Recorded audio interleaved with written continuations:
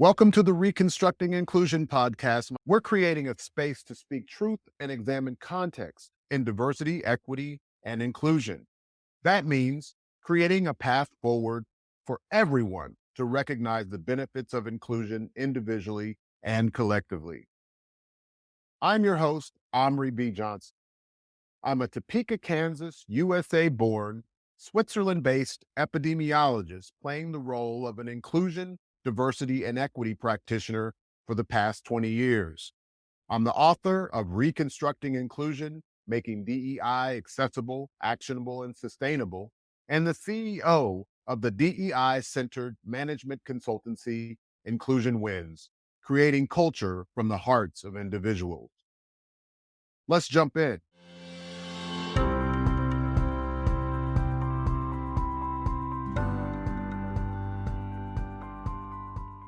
So, Doug, I'd like to welcome you to the Reconstructing Inclusion podcast. I'm excited to chat with you today. For those who are listening, I am today getting a chance to speak with Doug Harris.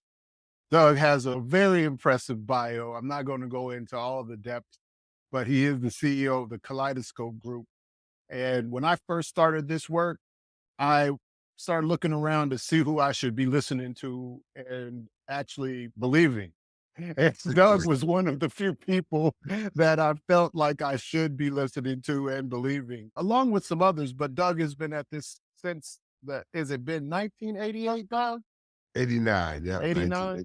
Yeah. So Doug's been at this for a minute. And so I'm just excited for everybody to hear from Doug, somebody who has made this life's work and done it over and over again. And let's jump into it. So I'm going to ask you some questions later about things that you like and all that. I'm going to do that towards the end.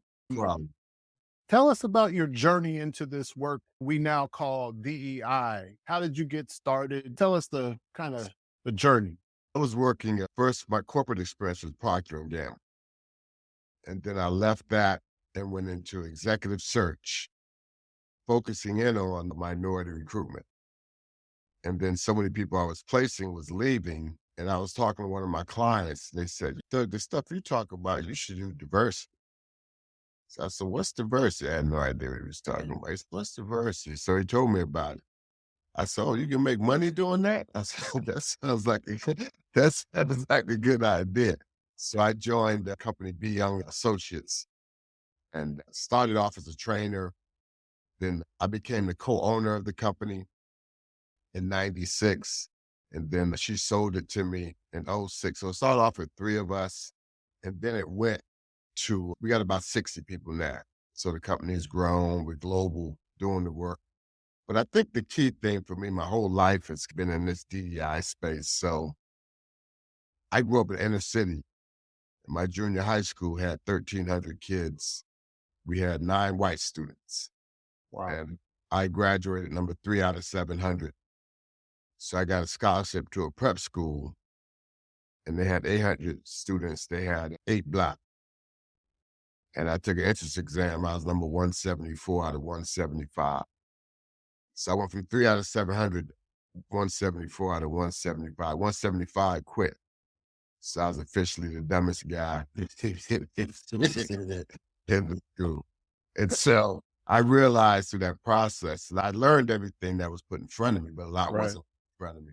So that was just like the beginning of my urge to make the world fair. Sure. So things went on, I did well, but there was always this burning inside me to make the world fair, help people do better, found diversity, it worked for me. And I've been in it ever since. And so it's more of a mission in my life than a job. Huh. I really believe deep down in my heart of the things that we profess. And so here I am, still trying to make it happen at this time in my life. Yeah. Absolutely.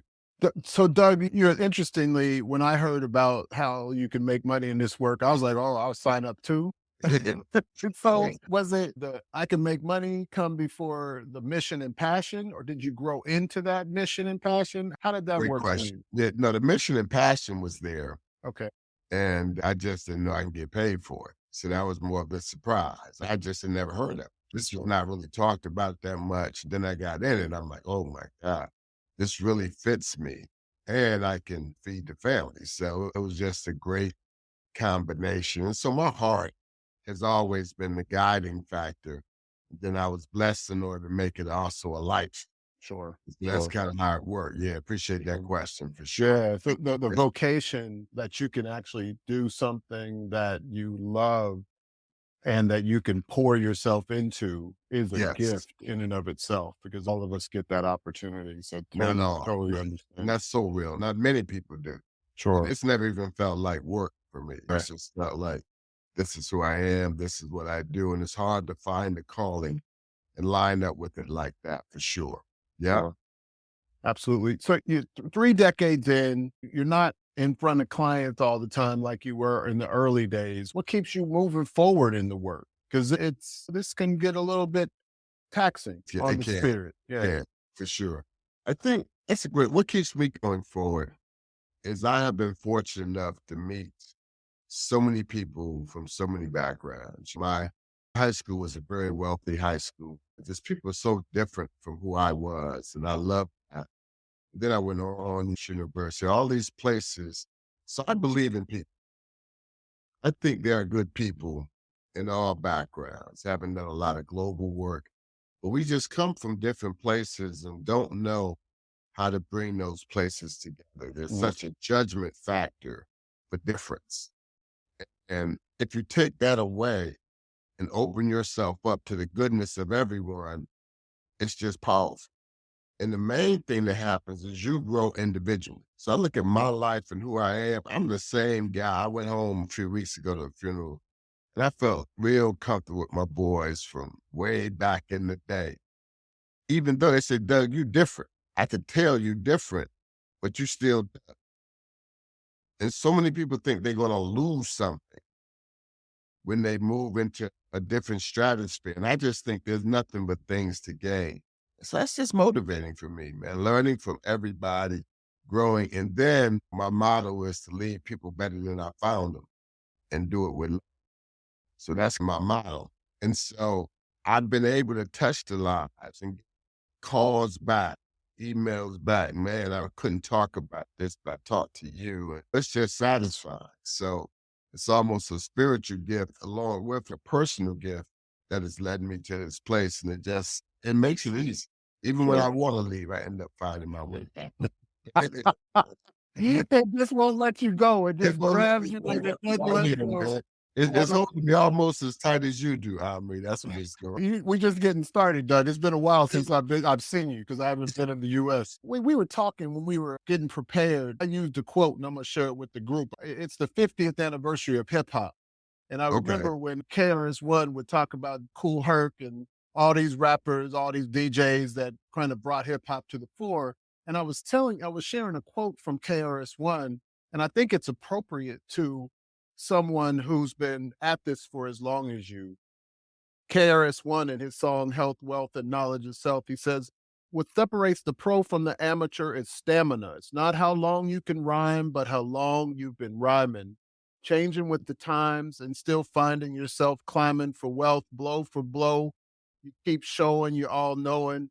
Now that's a pro at it.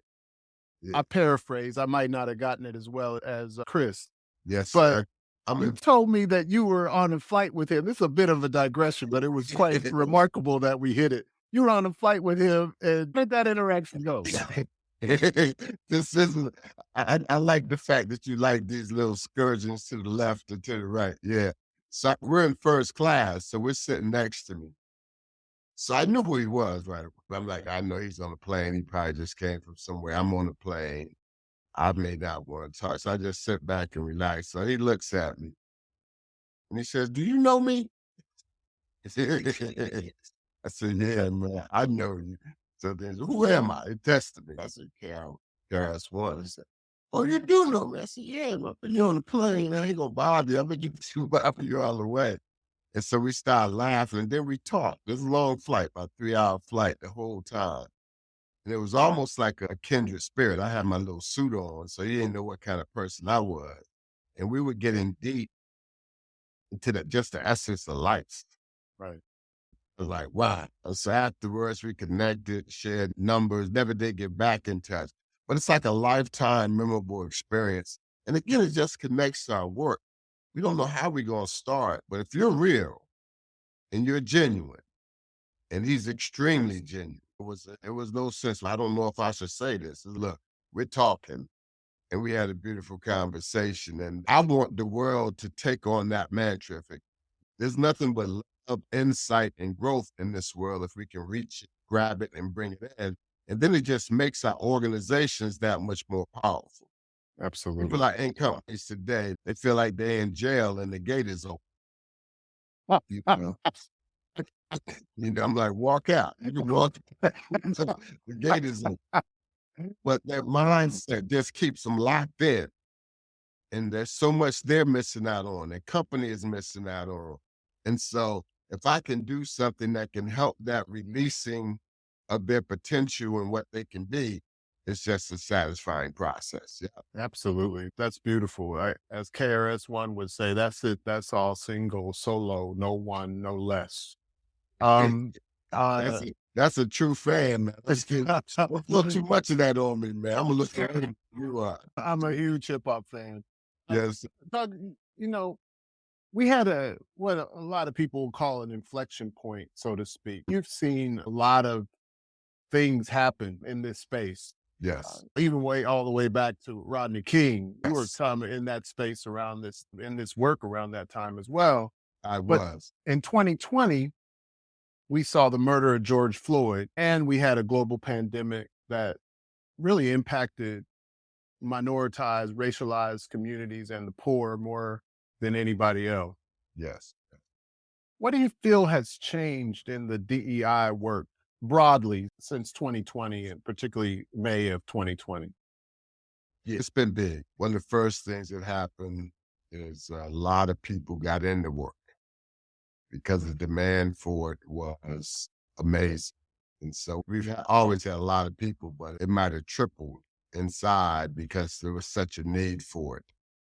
And that interestingly impacted the work in many ways because our industry have always dealt with varying levels of capability. We don't really have a check and balance on getting you a graphic artist that can get you a decent website and you in it. And so that impacted what was being done. If you don't know nothing, somebody who knows a little something sounds great. But I think the big thing it did really was create a sense, especially with George Floyd, what really is the objective of the work? Because we've been working in corporations and there's an connection between corporations and this killing on the sidewalk. Yeah, there's a strong connection of just mistreatment. And it got to be real serious around the outcomes of our work. And so I think there was pressure both inside of companies and then pressure outside of companies to really make a difference. And so it gave it a whole nother level of seriousness, not really knowing how to handle it, but a whole level of seriousness. And even though it's a US-based scenario, it went across the world. Absolutely. This fairness thing is just crazy. We got to stop it. We got to do something different. What can we do? So our business like quadrupled during that time. Wow. I must have I had about 12 people, must have had about 30 because the band was just crazy. But then at the same time, people want to see change now. They want to see real change. And so it also was a way of screening those who could not create real change. So you'd hate to take a side. In God's work, everything leads towards a great place. Sometimes there's just some pain at the beginning of it.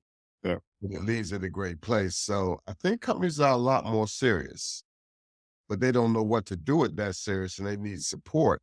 And they're a lot more open. Sure. I think those were some of the big things that changed. And then with the pandemic, what I love about the pandemic, we have all these mindsets of this is the way you're supposed to. I was training around the world, man, 4 days a week.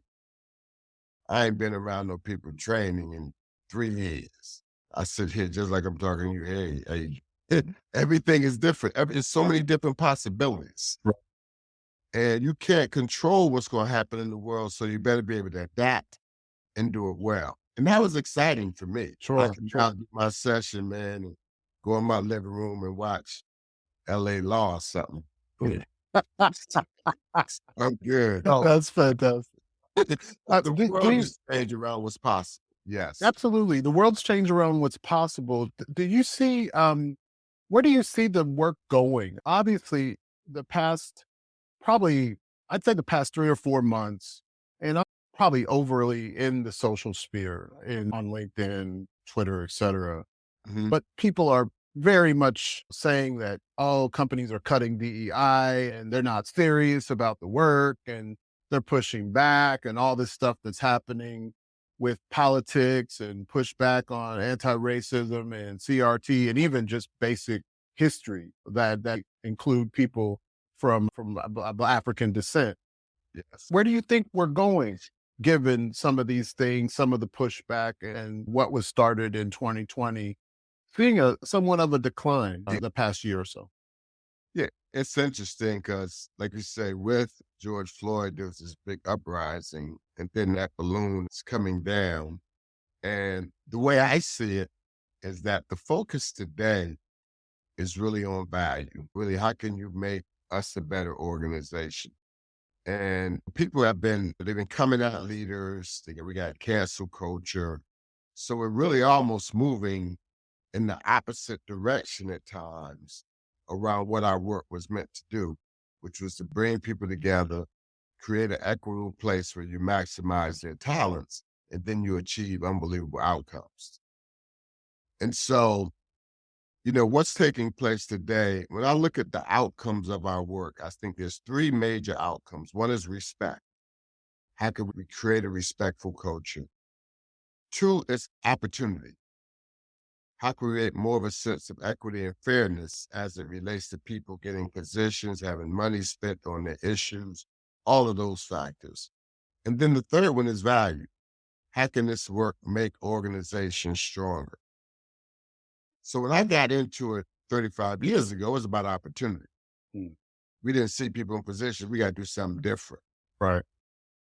And then it went to the business case, value. And now we're really on this respect world. Make me happy. I Yeah. tell people all the time, you ain't gotta love me, just promote me. I'm happy. I was born happy. You give me an opportunity. Exactly. So Yeah. these conflicting ideas, because today's world, younger generation, Mm. I want respect. I've never needed respect, but I did need opportunity. But when you look at all these varying objectives, you got a lot of inner work conflict. Right now, more than ever, I think within the DEI space, you got people telling other people they don't know what they're talking about. I used to go to a conference. I used to actually enjoy it. I'd see you, see other people. Hey, now people like they don't know what they're doing. Yeah. You're like, what's going on? So there's a lack of alignment. Yeah. And I think we start to look at our future. We're talking a lot about the word unity today. And how do you really understand people, value people, appreciate people, work with people in a way that's powerful for the organization? And the other word we're talking about is empowerment. You got to start living in a way that we're in control. Stop thinking about other people. I've stopped you. Don't let them stop. But you Sure. got to go in it, empowerment for the better good of everyone, not just for your Absolutely. interests. Yeah, for the better good of everyone. And I think that's where the world is going. We all play a major role in creating the world that we want to create. And we got to pointing fingers at who was not doing it and conduit that is doing it to make a difference. I love that, Doug. And I just did a post today about being cause and the matter. And I've Mm, been talking about that a lot because I'm not really good at blame placing. It's just something that I was not trained to do in my household. My mama would I started trying to place the blame. She would look at me like I had lost my mind. And my right. dad was an entrepreneur and a self-starter. Mhm. And my dad was an undertaker. Okay. It's like, you doing all right. You still standing, right? Oh, you better get to work, right? And so Uh, I never had that orientation was always a bit odd to me. So yes. I've had to do my best to maintain my cool when it comes to people blame placing Yes. consistently. And in some ways, I don't know if it's actually getting us to where we want to be. So I've been really challenged about that. Yes. Um, It's also real interesting too, because when you hear that happening, there's a difference between empathy and yeah, understanding blame placing. absolutely. So many times when you don't understand blame placing, they'll think you don't have empathy.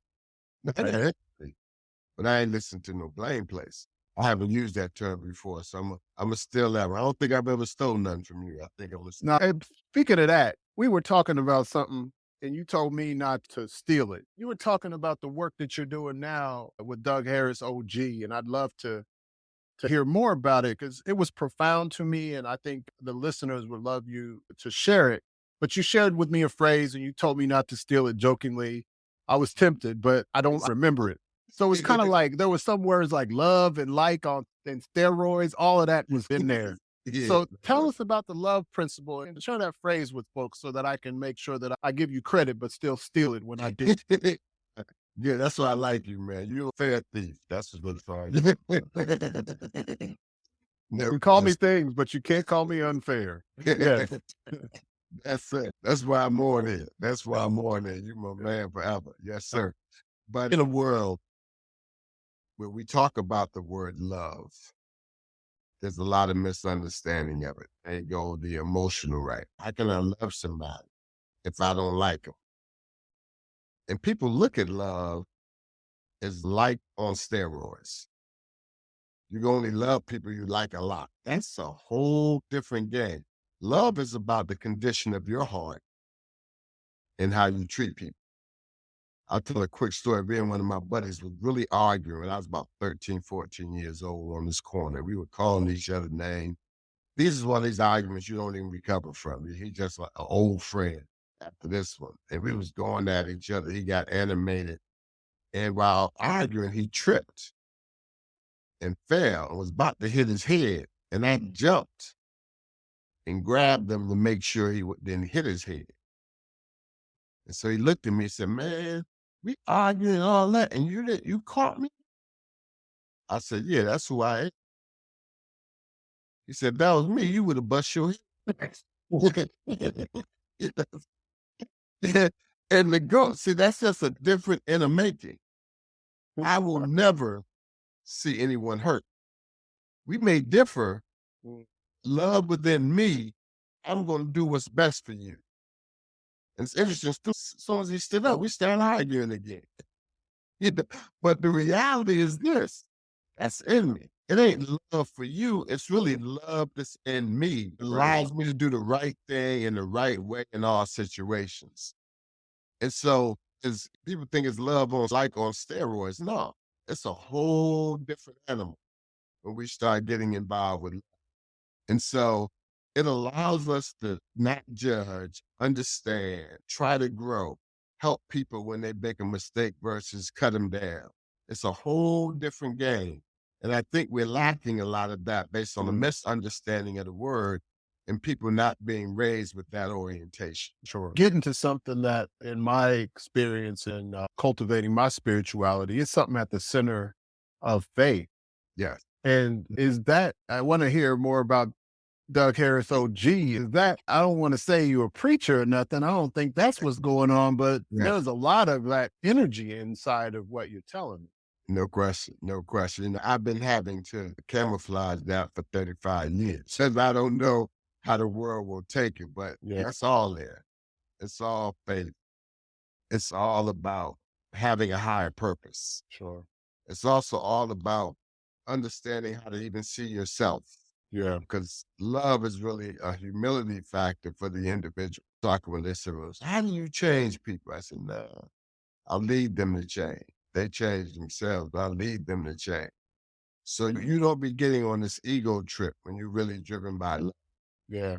All you do is become grateful for being able to be a vehicle, impact the lives of others. Absolutely. Yeah, and it's a whole different way of living. And so people get it, even without, me pulling out Corinthians. They get that. They still get patience and kindness. I understand. For sure. And it works, man. Yeah. People love. They just don't get enough. Therefore, they don't get enough. Wow. What came to me is you've obviously had to do your own personal work. Yes. And the thing that most of my career, I've been an entrepreneur. But even before that, I think I spent more time on my personal spiritual work than I did on my job. Yes. And it has served me in my work when I've been all out work and not able to be with my community as much, but know that I'm tethered to that. So I can't disconnect from it ever. And if I do, I automatically know, okay, you're about to go places that you know better. So my anger gets up here. I'm like, I've got some choice words going on in my head. Yeah. Something says, no, you're not allowed to do that. That's right. What's that mean for the practitioner in terms of their own personal development and in order to really impact and engage with their clientele? Yeah, that's a great question. I believe that once you know yourself, once you found yourself, and once you love yourself, you're now ready to do the work. You know what I mean? So many people are going into the work to correct somebody else because they really don't love themselves. You know what I'm saying? So I love myself so much, it makes me easy to love other people. I don't care what they do, what they say, how they feel. They just came from a different place. You need to talk to me just a little bit longer and we can work through this thing together. So there's faith in the change process for everybody. And if you don't have that, you become a selective D&I consultant that just want to hang out with people who think like you at Starbucks or something like that. Well, I'll meet you at 3 o'clock. We can really talk about this ism that they're not discussing. You talking about, ain't nobody in Starbucks making no changes. You better come back in your company and have a love conversation with the people in charge. And when you give them love, you'll see them change. Wow. And when you don't give them love, don't blame it on them. Revisit your approach, practitioner, to move people. Yeah. Yeah. The mirrors have to be held up to ourselves before they start getting held up to those leaders, senior leaders that we're trying to get to understand what they need to do. I think people said the CEOs that get it or something like that. I don't want to go Yeah, there, but if I think back to the years that I've been doing this and talking to you right now, what I'm hearing very clearly is if we want to progress this, we have to enter it with a sense of grace. yeah, And I've had to really learn grace in my lifetime. Have we created the space for grace as practitioners to the extent that we could? And what can we do to transform that? I think you've given the answer, but I want to hear yeah. a No little bit question, more. man. We talk a lot about your thoughts, your beliefs, and your behaviors. That's like our model. That's how we exist in the world. It's our thoughts, it's our beliefs, and then it's behavior. So we spend a great deal attempting to address behaviors. But the essence of a person is in their thoughts and beliefs. And you need that grace within you to impact the world in a way of grace. You need that love within you to impact the world in that way. So when you see a person, right now we're in the world, if we see somebody do something wrong, it's like, I got grace don't take over. If grace ain't there, it can't take over. I am a correction machine. That's how we see ourselves as correction machine versus love machine. Wait, guys, we're getting to some songs that are in my head, but I know. I almost got scared when I said, "Oh, here you go down hip hop." so say that again. No, I can't say nothing again. That's No, my you book. got to say it again, dog. Because my dad used to say, my dad had a voice like James Earl Jones. He would Okay. say, a man convinced against his will is of the same opinion still. But way deeper than me. You just said correction machine versus a what? A love machine, yes, sir, versus a love Woo! machine. Yeah. And here's the If thing. if you didn't get anything else from listening to this podcast, you better remember that. Yeah, But go ahead, Doug, please. but it just brings the beauty of it as we're looking at other people. Once you become a love machine, it brings the joy out of you. I was talking to someone a couple of weeks ago, and they was like, "Dang, how could you still be this happy doing this work for 35 years?" It's like, man, you smiling all the time. I said, it ain't the work, it's what's in me. You can't steal this man. My son told me, he said, Dad, you don't like him. I said, ain't nobody in this world important enough for me to dislike. Nobody in this world. They different from me. Now, where I take, that's my choice. But it ain't going to the dislike place. You see what I'm saying? It's just, hey, we see it differently. Let's talk about it. Yeah. Mindsets stop us from bridging the gap we want to bridge. And so when you a love machine, I'm going to write a rap song tonight and send it to you, man. We got But you just talked about the realm of choice, Doug. And I think Yeah. that's where, when I started thinking about that notion of choice, Yes. we also have a choice on how we engage with people that are pretty vehemently opposed to this notion of DEI. Yeah.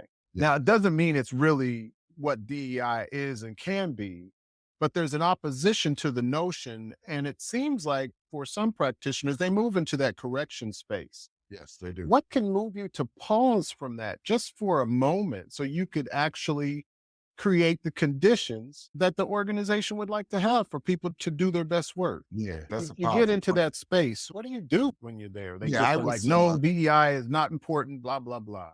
exactly. On my little Doug Harron G, I was doing something last night, and I talked about we can value different opinions, but we don't value different stands. So if I say paint the wall red, you say blue, we might work out a color somehow. That's just an opinion. If I say I'm Democrat, you're Republican, oh, now we got different stands. And so the future of our work is in valuing different stands. Because I ain't coming all the way over here, and you ain't coming all the way over here. But let's find a way that exists for the betterment of the world. But it's a different level of instinct, love, and care that you have to get that done. The light stuff we doing now, with some new statements and you make up some words, we can do real, man. I ain't never seen that word made up in the verse. I went to a conference. I thought I was at the wrong one. But many words was being made up. But are these words impacting the world? No, because they're not laced with love and they got a whole bunch of judgment on top. Yeah. So I think what we got to do to move people from judgment, we got to almost give them a new heart Yeah. of how to see the world. Yeah. At the least have them go deeper into the one that they already have.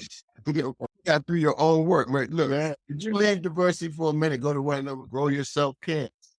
And then come back. Because you're killing our work, hung up in your righteousness. And, if I was to think about righteousness from the biblical sense, I would be like, all right, that's righteousness. But that self-righteousness and righteousness are not the same thing.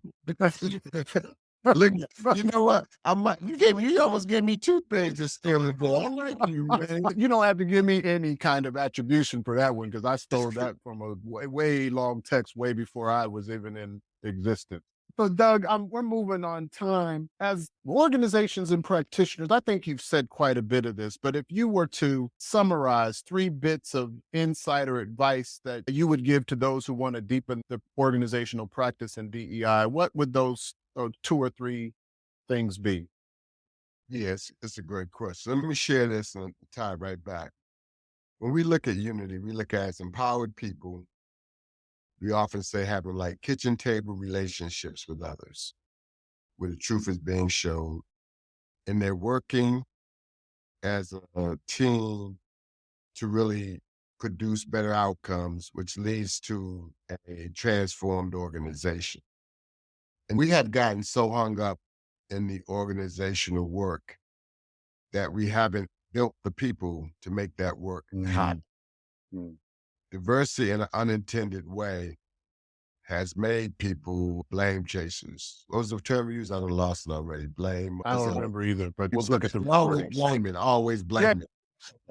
Yeah, they made them that instead of making them powerful to help you create the change. Now, only powerful people can help people be powerful to create the change. So to make people powerful, you got to understand them, get away from right and wrong and get towards understanding. And then you can tell them the truth when they're off. They're not wrong, they're just a little off. And let them tell you the truth when you're a little off. So Doug, yeah, SOG is about love and truth. That's the foundation of it. And to hear the truth, you got to be full with love. And then you got to be appreciative. Like I said, thank you. Yeah. I didn't have that one. So we can't deal with errors no more. We can't deal with real conversation. They told me, disrespecting me now. I told you the truth and you got disrespected. I ain't disrespect you. I told you the truth and you got, because you ain't used to being told the truth. You in this little glory fake world of hearing everything beautifully, but you don't want to talk to me. I love the truth. And I love the truth because the truth will help you grow into your best you. Absolutely. Absolutely. I can sit around and tell, oh, that was wonderful. It wasn't wonderful. That was a step away from pitiful. You know what I'm saying? Bob Marley said the truth is an offense, but it's not a sin. Oh, you know what, man? You got all these statements. I got to hang out with you more. I got to listen to Bob Marley and KIS. I got to come to North Kakalaka the next time I'm in the States so we can do that. Or when you get over on this side of the pond, we have to. Yeah. So thanks for that, Doug. So I always ask this is our second podcast, so I always ask all of my guests. Yeah. A couple questions. So what's a favorite song or movie that you go to over and over again? You watch all the time or that you listen to all the time? It was so funny, man. Once you had shared that with me, I love the movie Glory. Oh, man, Denzel. And they had that bonfire. And he never had no friends like that. And it's like, this B-54 with my family. And it's such a lot of my life, I do the DEI work, where my roots come from being around a lot of brothers who love each other and will challenge each other and will argue with each other. But it's all in the sense of making each other the best they can be. Absolutely. And so if I'm flipping and that come on, don't stop. I was about to watch the Bulls. I'm like, no, not tonight. I'm going for me another Glory. Because it just inspires me. It inspires me, man. And it helps me see all the different places we come from. Absolutely. Absolutely. And so we got to have empathy, but we got to respectfully challenge to help build people. So it's a motivator for me, that movie. I just love it, man.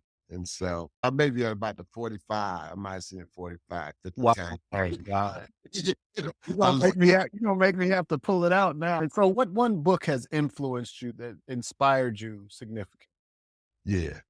So I'm cheating on this one because we talked about it, but I love the Bible and I love Proverbs.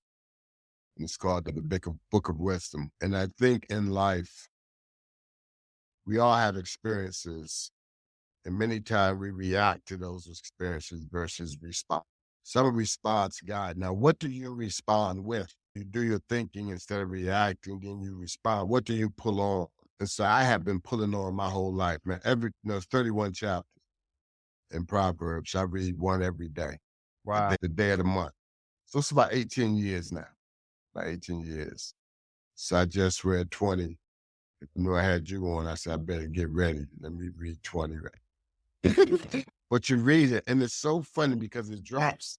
Reading them 18 years, you've heard them all a million times, but they drop different stuff in your spirit every time you read it. And it just lifts you up to be who you need to be, which is a wise person.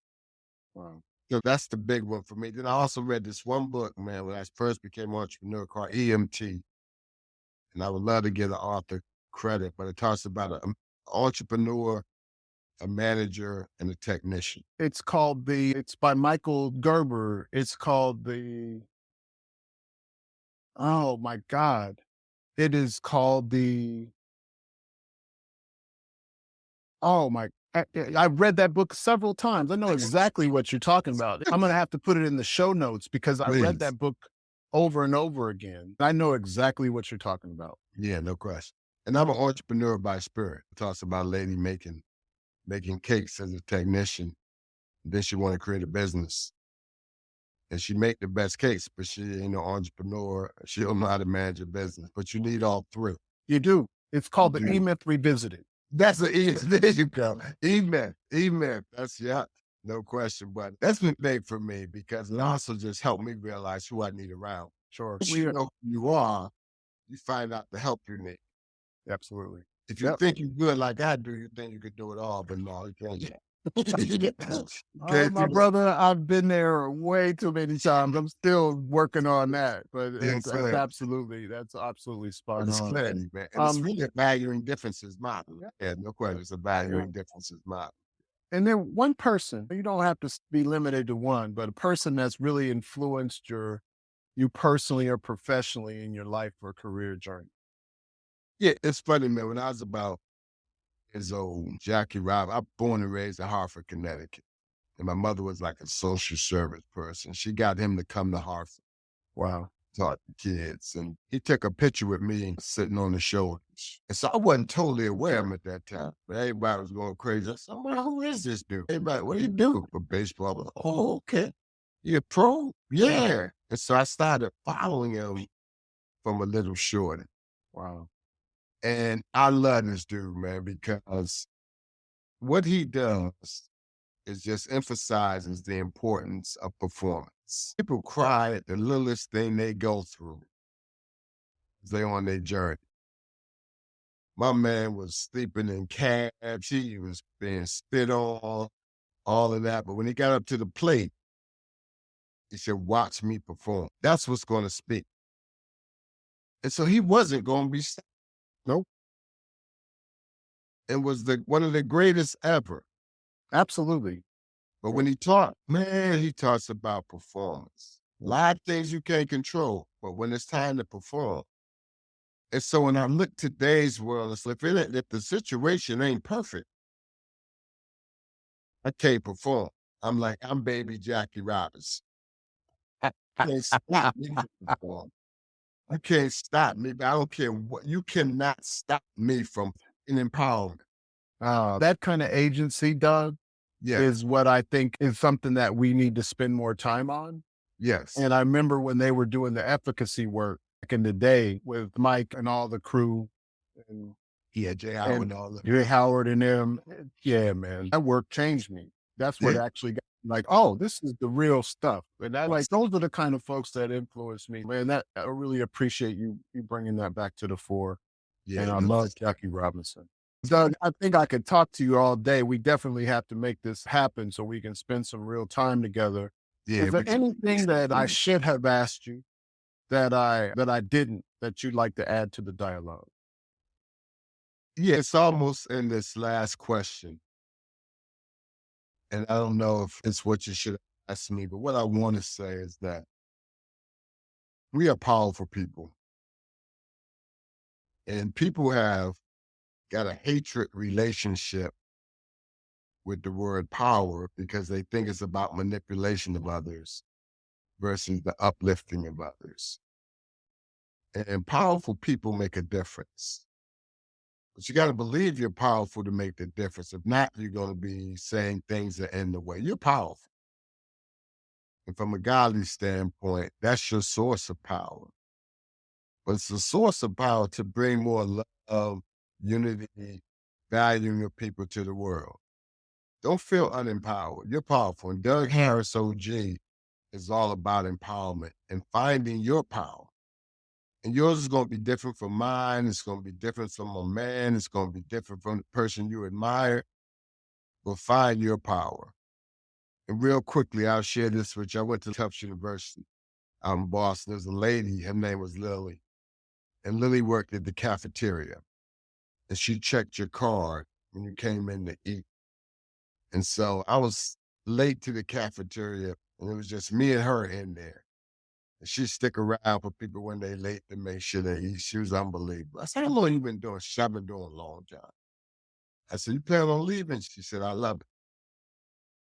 I said, well, you just checking cafeteria card. She said, that's what she said, but when people come through this line, I could see the hurt in their face. I could see when something is going wrong. And I just said, how you doing, baby? You all right? I miss my parents. My girlfriend left me. I'm doing bad in a test. And they just bring it all to me. And all I do is just give them a word. Oh, baby, you can handle that. It's going to be all right. I see their face light up when I say that. And she said, so them professors out there, yeah, they teaching you all that. And giving you that. But when people come back to visit this campus, I guarantee I'm going to be one of the first ones they come see because of the love I gave. So I know everybody in this school going to go on and be powerful. And I got great satisfaction knowing I helped them build their power during their time as a child. So they could be professors, all of that, but they coming to see Lily. I'm sitting there, man, I'm close to tears. I'm feeling like, oh man, don't do that to me. I'm a soft. But that was an inspiring moment for my life. Wow. Find your lane to impact the world. You could be a cafeteria check-in lady. Don't take a position for you to impact the world. You find your way to impact the world. Wow. Yes, sir. Doug Harris, ladies and gentlemen, and all other categories that I might not be able to say because my vocabulary hasn't yet gotten to that level. But everybody, people, I'm just honored to have you here, Doug. Where can Man. people find you and learn more about what you're up to? Yeah, two things going on now. The easiest one to connect to me is still Kaleidoscope Group. And my email is doug.harris@kgdiversity.com. And then you can also go on our website. And then when you Google me, I think I'm number 2. You put in Doug Harris. I'm number 1 behind Kamala's husband. His last name ain't even Harris, man. That cat that took, he done took the, I used to be number 1 in the world. Now I'm number 2 or 3 because Doug Emhoff has taken it over. But you can find me very easy in all different vehicles through that. I would love to hear from you, man. See how we can support your organization and give you insight. Because I'm about to really blow up with Doug Harris OG, but you're going to really hear where this empowerment is coming from. Yeah. Okay. My man, Doug, thank you for your time. thank you. Thank you. Thank you. Thank you. Yeah.